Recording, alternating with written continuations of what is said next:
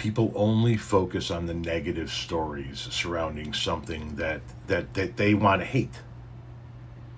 They look at the story of somebody who is on government assistance and they abuse the system. They don't make smart choices with the money, whatever the case may be. They only focus on the negative. They don't ever focus on the people that government assistance helped pull out of poverty.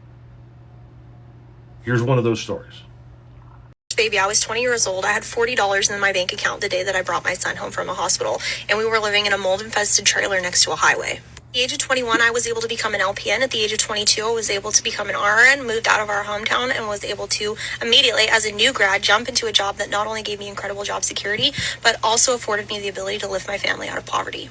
I was only able to accomplish that in large part due to EBT, subsidized healthcare, subsidized childcare, and WIC. Oh, and let's not forget student financial aid. And not to negate a very supportive familial system that never would have let me starve or end up on the streets, but still, it's important to recognize those other factors that went into allowing me to be successful. Everybody loves to buy into the dream of pulling yourself up by the all-American bootstraps without looking at what those bootstraps actually look like for most people. Okay, but a lot of people abuse it. You literally could not pay me to care at all.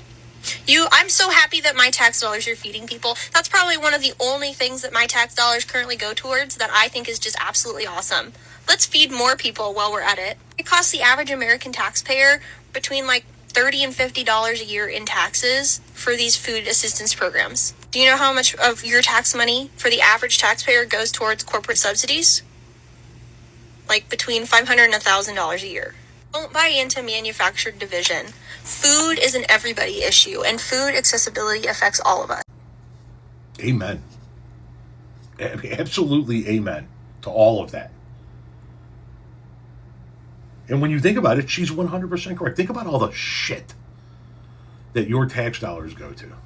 Think about all the garbage think about all of the planes and tanks and guns that never get used because we have to keep feeding the defense contractors year after year. Think about all of the waste that occurs with your tax dollars. Think about the bullshit. Think about the